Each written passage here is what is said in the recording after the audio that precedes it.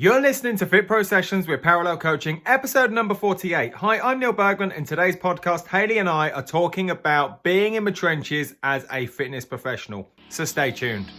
Hi, I'm Neil Bergman. And I'm Hayley Bergman. Over the last 10 years, we've helped thousands of fitness professionals to get qualified, learn with simplicity, and coach clients with confidence. We're the first to say that learning and being a fit pro doesn't have to be hard work, and that with the right structure, support and resources, you can become a confident and knowledgeable fitness professional that is dedicated to more. So how do you learn, qualify and kickstart as a fit pro? This is the FitPro Sessions Podcast with Parallel Coaching. So being in the trenches as a fit pro, this is for you if you are thinking of becoming a fit pro, you're currently studying to become a fit pro, newly qualified and already a fit pro. So this is, so I don't want to say that this is for everybody, but there's a very clear message about being in the trenches today, and we're going to cover each phase of the journey of being in the trenches. What do you mean by in the trenches? Well, I'm going to throw it back at you, to be honest, Hayley. What do we mean by being in the trenches? Because this is probably one of the first. We've had a couple of cryptic FitPro sessions with odd titles. Usually it's something like 5 ways to improve your revision, X, Y, and Z. Where this one, just being in the trenches, what do we mean? What do we mean by being in the trenches? To me, the trenches are this kind of muddy pit type place whereby... Sounds nasty. It sounds horrible.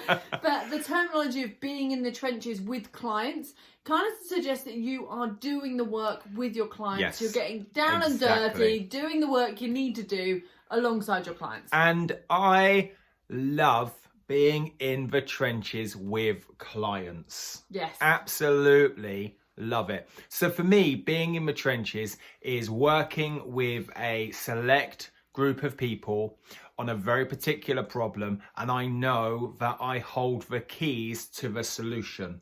That might be a 4-week plan, a 6-week plan, an 8-week plan, but it's kind of a signature program whereby we tackle a particular pain or problem. We go into the trenches and we don't come out of the trenches until we kind of almost pull ourselves out of the trenches. So that hands-on coaching. Yeah, it's hands-on coaching. So for me, if you think a lot of clients, take the clients that I work with are typically guys, okay, in their 30s, 40s, maybe early 50s, but their main problem is belly fat. Yeah. Okay, so their main problem, and they're what I class as in the trench, in the pit. Okay, they're not happy. There's some kind of pain around this. Yeah. There's unanswered questions that keeps them up at night. So they're already in the trench, already in the pit. So what I love about it is so the pit is like their suite of problems. Yeah, completely. So I like to jump into the pit, into the trench with them. Nice. And provide the clues, the keys, the tactics, the principles out of the trench. And we drag ourselves out of a trench. I love it. Love being in the trench as well. Yes, completely. And I think part of the problems from fit pros in particular, and maybe you are one of them listening. I don't know.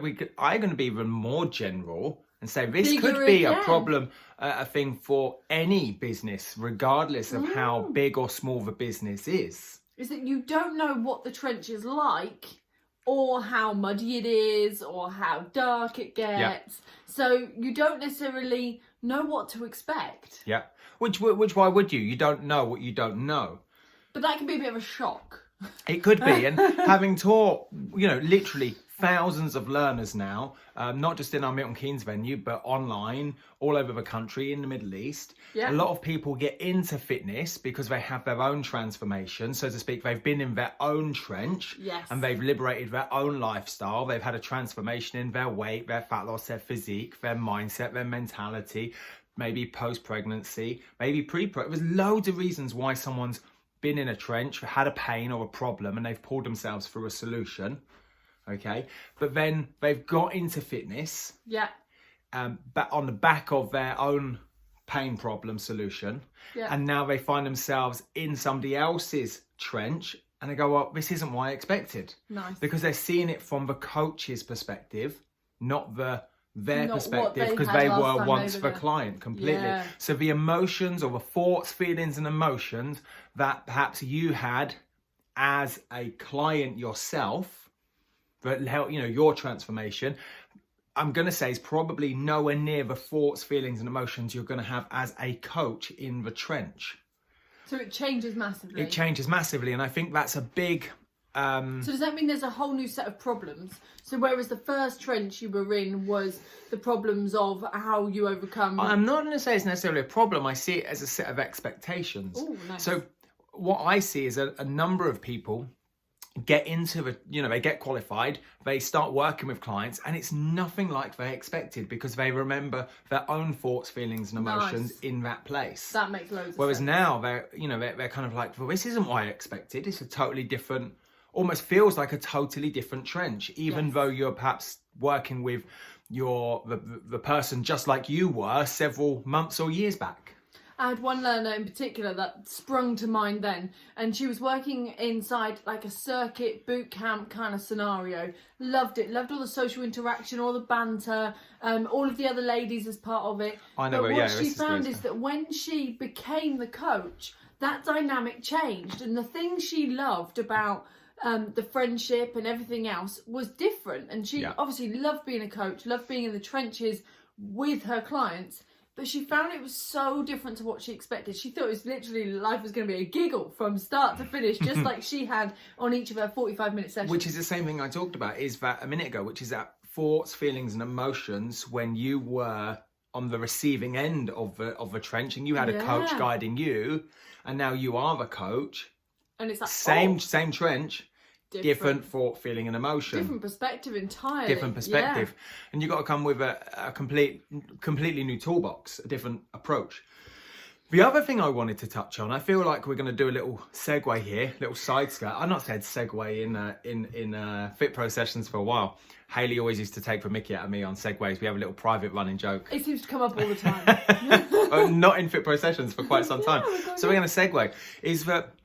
Another thing I see, not just in fitness, but with friends and family, and just the wider spectrum of people is, and I've been guilty of this. I'm not going to lie, and you've been guilty of it, and maybe and maybe even listener, you've been guilty of this. Is let's say for example, you've got a holiday coming up, okay?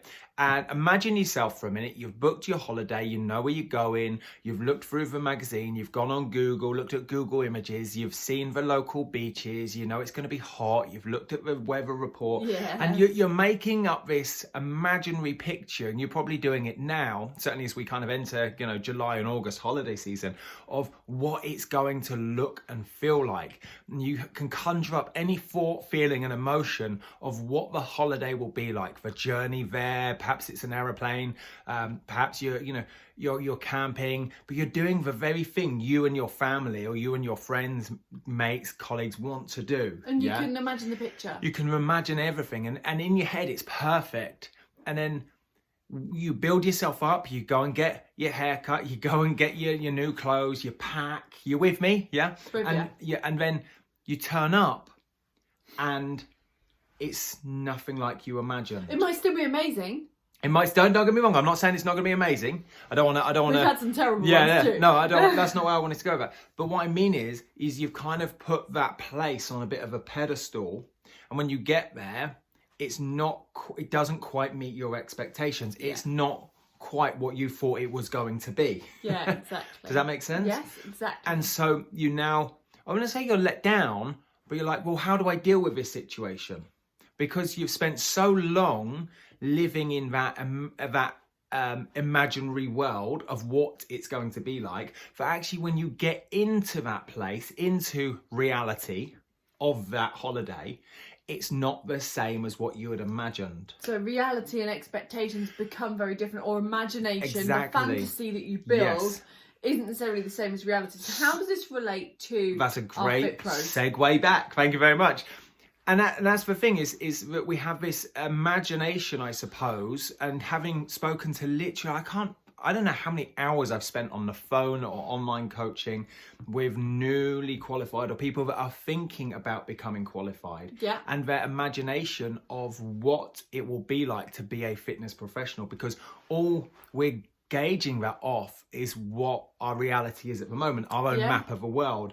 Maybe you're influenced heavily by social media. Perhaps you follow certain characters within the industry.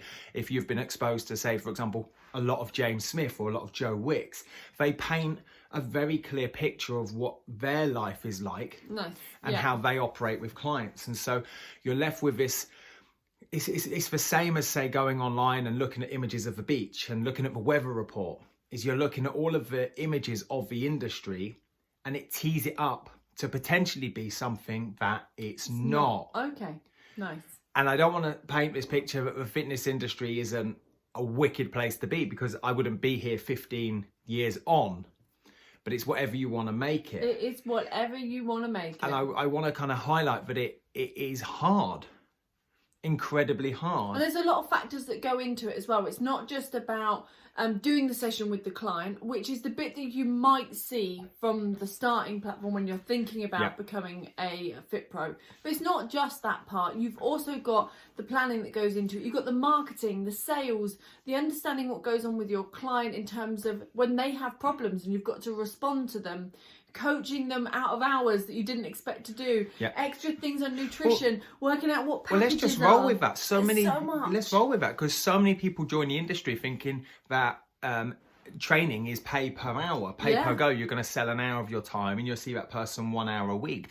Yet the true transformations come through inside a signature package, whereby it's not about the payment, but somebody pays you for a block period of time with a very clear outcome. And now when that person has a problem, they give you a call. How are you going to support them? You're not really selling your time. You're not selling your sessions. You're selling accountability. Yes. So, for example, a client a couple of weeks ago had a little bit of a meltdown over his food shop. And there he was, stood in Tesco's, phoning me up going, Neale, exactly what do I need? What do I need? Yeah. What's the difference between this and this? Yeah, if I'd have taken it from like a pay per hour perspective, okay, maybe I might not have answered. Perhaps potentially I might not have gone all in to the trench with him. Yes. Does that make sense? So going into the trenches is saying, right, this is your pain, this is your problem, this is the signature package, this is what we promised to get out of the end of it, this is the outcome in 6 weeks, and we will do whatever it takes to go into the trench, dig around in the trench, and come out of the trench the other side. And enjoy the entire process completely. Nice. And rather make sure, than, oh God, they're on the phone again. Exactly. I'm not supposed to be in this trench with them. I'm supposed to just be standing at the top watching them do exactly. that. So quite often the expectation of what we believe to be the reality of coaching, you know, prior or getting into it or being newly qualified, isn't the reality of what makes a coach. We can say what makes an outstanding coach, and we start the level 2 and 3 courses in Milton Keynes with that, and it comes up, you know, somebody that is able to listen, somebody that is going to push their learning, somebody that is really open, someone that's really honest, someone's really trustworthy. They're all great attributes, amazing. Can't, you know, I have to agree with them massively. But ultimately, what makes a great coach is somebody that is willing to go into the trench and hold that person accountable. Throughout the full journey. And they're dedicated to that process of helping them go through that pit and back out the other side. Completely. I love that. So I'm going to segue one more time, I think. You ready? Go for it. So what I mean by this next point is I want to go back to the holiday situation. Okay. And when you are planning your holiday, you come up with all the nice images, you come up with the weather report, you come up with all the details and create this reality, this imagination of what it's going to be like in the future. Okay. And so what you're doing now is you're not actually living in the present, you're looking forward to the future. Oh, I'm glad you mentioned this. Okay. It's quite a deep one, this session. I'm loving it. Okay. And what I mean by that is when you get on holiday, you're now, because you've created this habit, this routine of living in the future, you don't actually enjoy the holiday. Not only did it not necessarily meet your expectation of what you had imagined, but now you're used to planning the next step. So quite often, and I have been guilty of this before, you'd get on holiday and then rather than enjoy the moment, and in this case, the holiday would be the trench, okay, you're looking for, well, what will the traffic be like when we get back? What time does our plane take off on the way back? Have we checked into the plane? on our return journey. Or think about work when you get back. And then so you spend the whole time planning the return journey and what it will be like at home. And then when you get home, instead of actually enjoying the journey home and that, you're now planning the next week of your life. And so would you say being in the trenches is being in the moment and enjoying that moment? Like revel in it, like literally. Like if that was a pool of mud, you're going to just play in that mud. I am a massive fan of Galaxy chocolate. Okay, so the trench is chocolate, not mud. No, it could be whatever you want it to be. But what I mean is so many, I see, you eat chocolate, you love chocolate, but you eat it quite quickly. I might have some here. Yeah, completely. Whereas I'll put a bit of chocolate in my mouth, I'll enjoy that chocolate and I'll be present with the chocolate and I'll savour every moment of the chocolate. And that's what I think, that is potentially missing within fitness is enjoying being in the trench with the client. Yeah. So rather than tee up this reality that you think it is, this fantasy, it's a better word, and then only to maybe be a little bit let down with it doesn't meet those expectations, but you've built up this habit of living in the future. And you see people come, I'm finding it really hard to get clients. And I go, cool, do you like training clients? And I go, I think I do.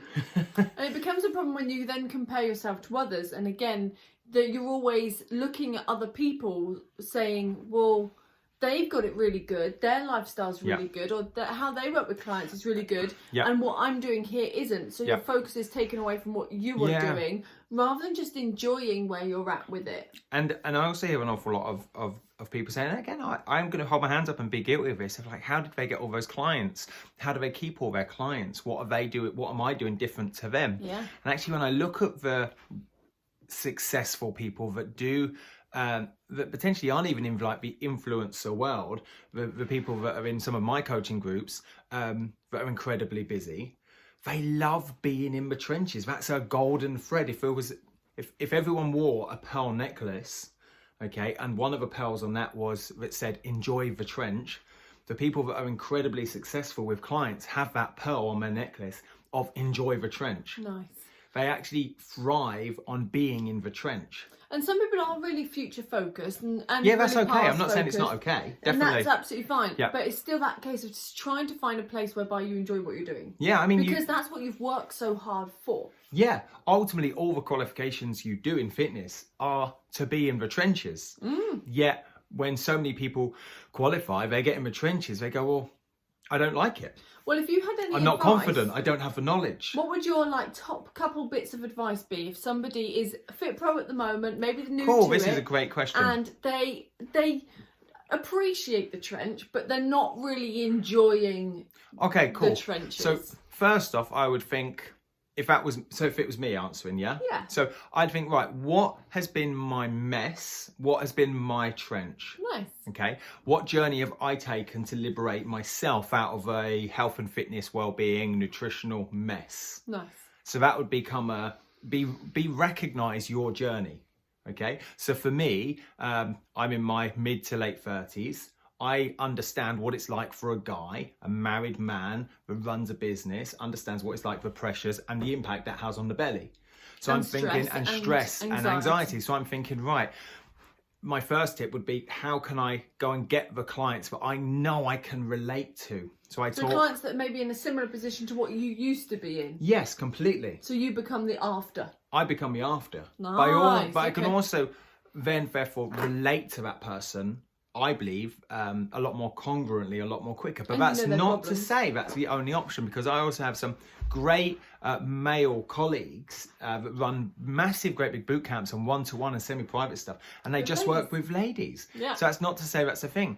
The other bit of advice would be, if you're brand new or recently qualified and you're thinking, right, I don't know what my kind of mess is. I don't know how I'm going to move forwards. I've not really been in the trench. I don't feel necessarily confident of being in the trench to plan for a client and guarantee an outcome. Yeah. Then I would go and get 1 or 2 case study clients. Nice. Okay. And even though you're qualified, I would jump into them as case studies and treat them like paying clients, but go and learn your trade. So if I rewind back and you did exactly this, to the early mid 2000s, we spent many a gym instructor hour on the gym floor as a level 2. Yeah. And it was a prerequisite then to, before you go to level 3, you couldn't just go straight to level 3. You had to have a certain amount of hours at level 2 of gym inductions after gym inductions. And that's where I believe I learnt to love the trenches. Yes. Because I even learned to love cleaning the rower. oh, there you go. Well, I didn't quite get that far. But what I remember so much about that time was they were all beginner-ish clients coming into a health club, all very similar-ish problems of how do I lose weight. And I was only armed with level 2 material. So all I could... sorry, go for it. What was you going to say? I was going to say, it wasn't a perfect outcome that you maybe had envisaged when you No. first started.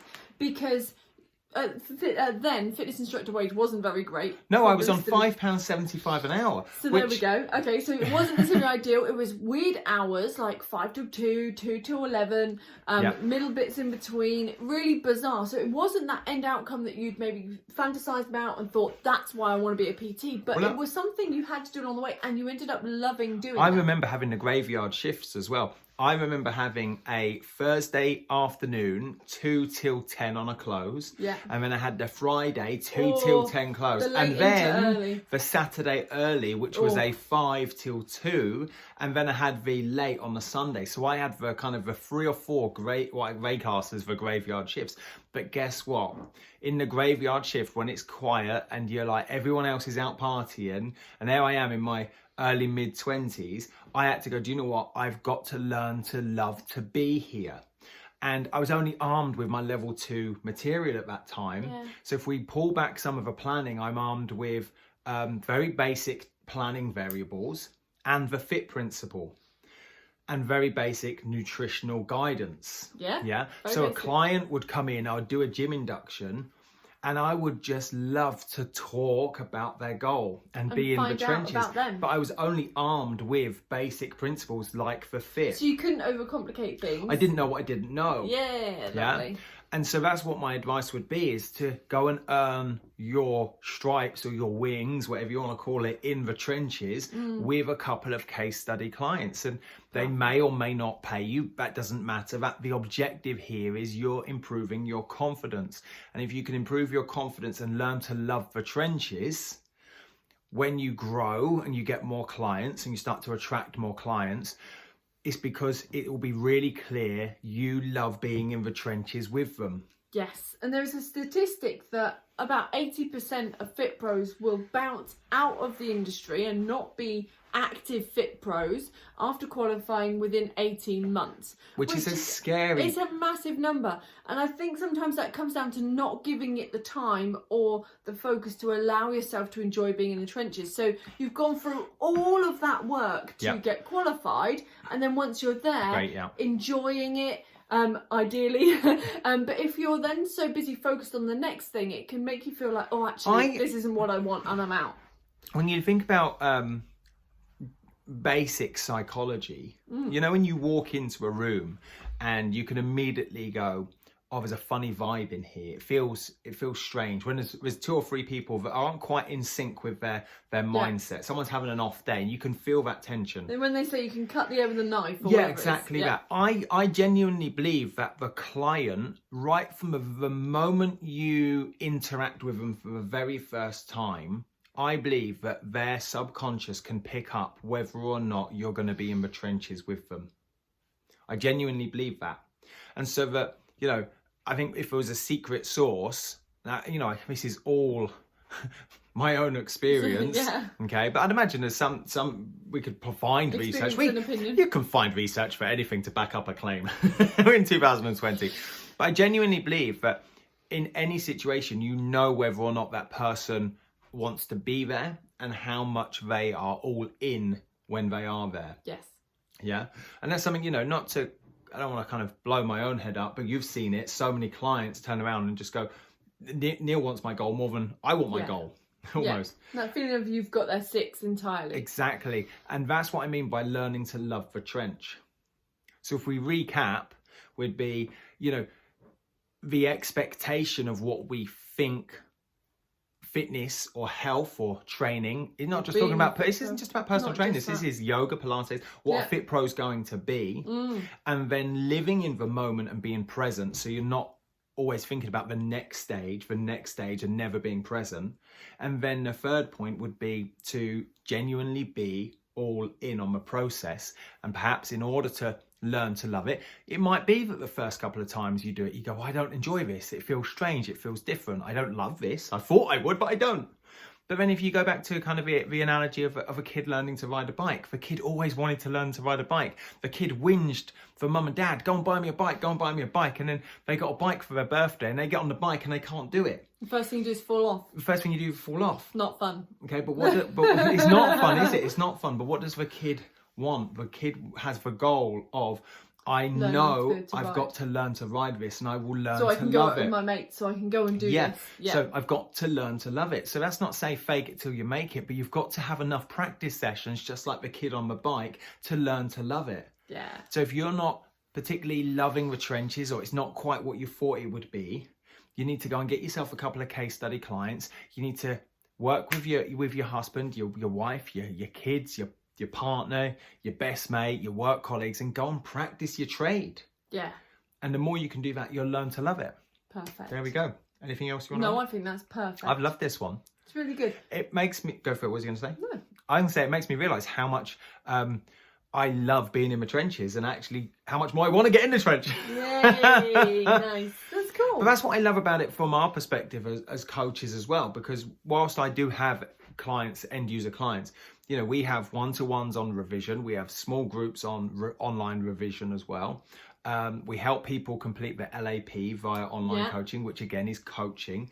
And it's going, I want you to complete this just as much, if not more, than you want to complete it. And I love being in the trenches with you. And with our courses and qualifications, how we take someone from start to finish, it's all coaching. Yeah, completely. And that's all in the trenches with somebody, so that you can sense when they need the extra help. Exactly that. You can lend them that extra hand. You know, the can guys dive into the trenches. The guys that turn up, whether it be a 1-day kettlebell course or a 2-day circuit course or a 5-day gym course, they turn up to our Milton Keynes Academy, completely unknown to a degree. They've done pre-course work, but they've only ever come into contact with you or I, or both of us. They've not come into contact with the whole group.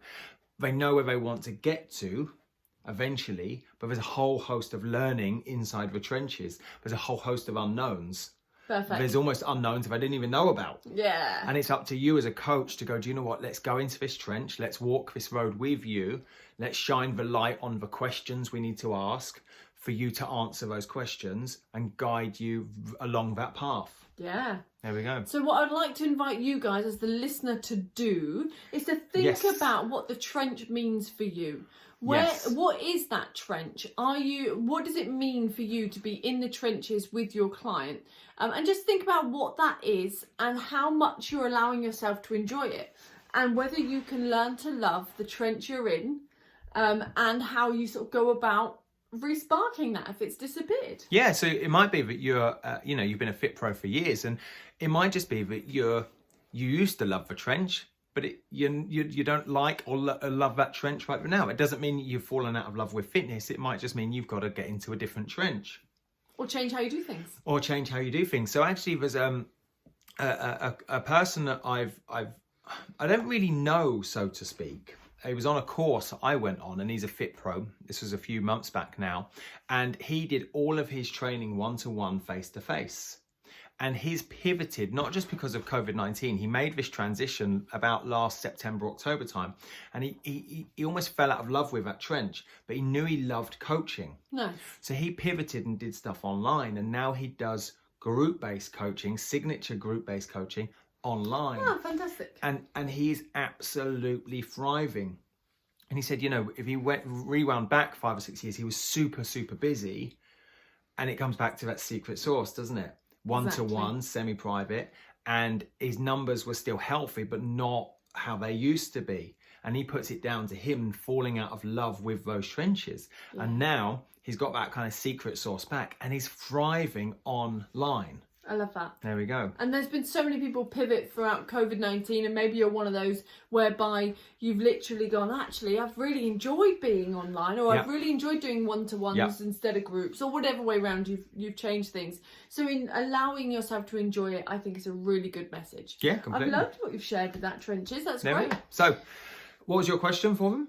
I invite you to think about what being in the trenches as a coach means to you. And it'd be really interesting to hear that. So if you're on YouTube, you can comment below, or there's a link to message us on Facebook, and on all of the other platforms, so whether that's Spotify, iTunes or whatnot, there's a link below. It will say something like m.me@parallel coaching, something like that, and it'll take us through to Facebook Messenger. It'd be really great for you to follow that link and drop a comment to us and let us know what your thoughts are around you being in the trenches and what the trenches mean to you. Love that.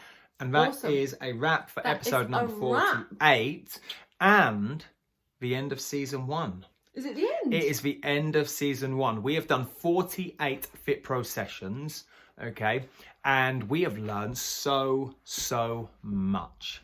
We've been in the trenches. We have been in the trenches, and in doing so, it's not the end of FitPro sessions by any means. We got season 2, and so season 2 will still come out on a Thursday. Yeah. But we're going to turn towards a very specific trench. Okay, and we're going to deep dive into that trench for maybe 3, 4, 5 episodes. So the trajectory and the theme starts to change. So you'll be able to. This is great for binge listening.